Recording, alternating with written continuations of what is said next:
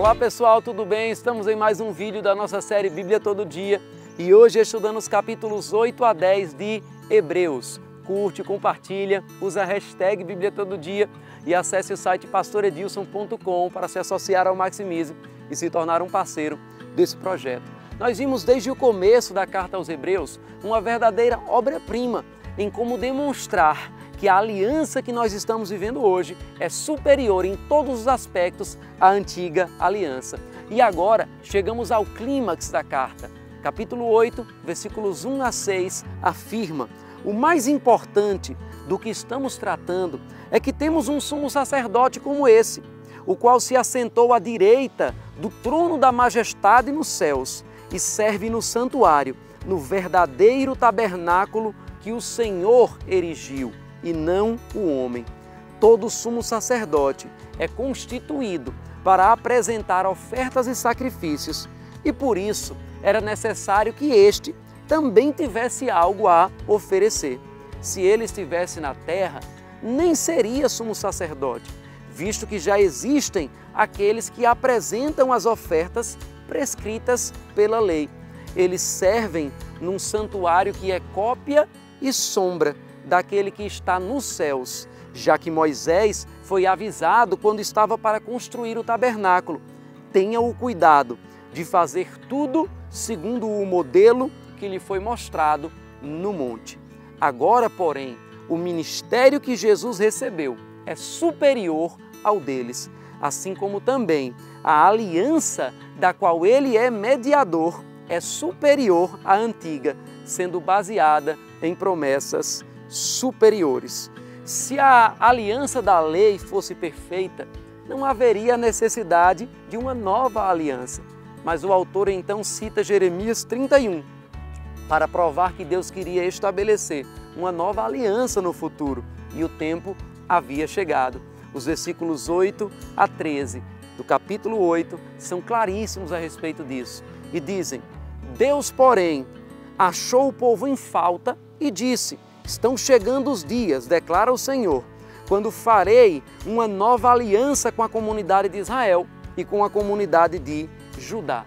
Não será como a aliança que fiz com os seus antepassados, quando os tomei pela mão para tirá-los do Egito, visto que eles não permaneceram fiéis à minha aliança. Eu me afastei deles, diz o Senhor.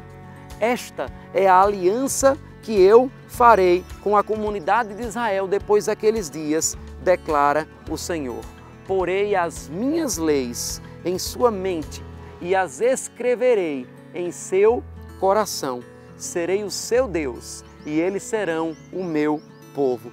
Ninguém mais ensinará ao seu próximo nem ao seu irmão, dizendo: conheça o Senhor, porque todos eles me conhecerão, desde o menor até o maior, porque eu lhes perdoarei a maldade e não me lembrarei mais dos seus pecados. Chamando nova esta aliança, ele tornou antiquada a primeira, e o que se torna antiquado e envelhecido está a ponto de desaparecer. No capítulo 9, então, nós temos uma analogia entre o santuário terreno de Israel e a sua função, e o que Jesus serviu, o santuário eterno e celestial.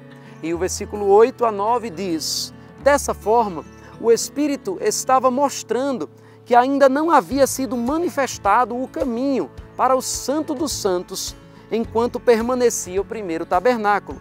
Isto é uma ilustração para os nossos dias, indicando que as ofertas e os sacrifícios oferecidos não podiam dar ao adorador uma consciência perfeitamente limpa. E então, nos versículos 11 a 12, o autor afirma: quando Cristo veio como sumo sacerdote dos benefícios agora presentes, ele adentrou o maior e mais perfeito tabernáculo, não feito pelo homem, isto é, não pertencente a esta criação, não por meio de sangue de bodes e de novilhos, mas pelo seu próprio sangue. Ele entrou no Santo dos Santos de uma vez por todas e obteve uma eterna redenção. Jesus então se mostrou mediador de uma nova aliança. E o capítulo 10 mostra que essa oferta foi única e suficiente, pois aperfeiçoou de uma vez por todas os que se tornaram participantes dela. O capítulo 10 e versículo 14 afirma: porque por meio de um único sacrifício, Ele aperfeiçoou para sempre os que estão sendo santificados. E continua nos versículos 19 a 20, afirmando: portanto, irmãos, temos plena confiança para entrar no Santo dos Santos pelo sangue de Jesus, por um novo e vivo caminho que Ele nos abriu por meio do véu, isto é, do seu corpo. Devemos, com essa confiança, nos aproximar de Deus com um coração sincero e nos apegar com mais firmeza a todas essas verdades que já ouvimos. E é por causa desse sacrifício que devemos congregar e que devemos viver uma vida santa. Capítulo 10, versículos 25 a 27 afirma: não deixemos de reunir-nos como igreja ou de congregar em algumas versões, segundo o costume de alguns, mas procuremos encorajar-nos uns aos outros, ainda mais quando vocês veem que se aproxima o dia. Se continuarmos a pecar deliberadamente, depois que recebemos o conhecimento da verdade, já não resta sacrifício pelos pecados, mas tão somente uma terrível expectativa de juízo e de fogo intenso que consumirá os inimigos de Deus. Se na lei de Moisés havia severidade para quem a desobedecia, não podemos achar que nesta aliança, ao pecarmos insultando o Filho de Deus e o Espírito da graça, não haja consequência. E é isso que a carta aos Hebreus também demonstra. Não podemos abrir mão da confiança que nós temos em Deus. Ela será ricamente recompensada. Como diz o autor, nós não somos daqueles que retrocedem, mas daqueles que creem e que avançam. E é sobre esta fé da nova aliança que iremos aprender na conclusão da carta aos Hebreus no próximo vídeo.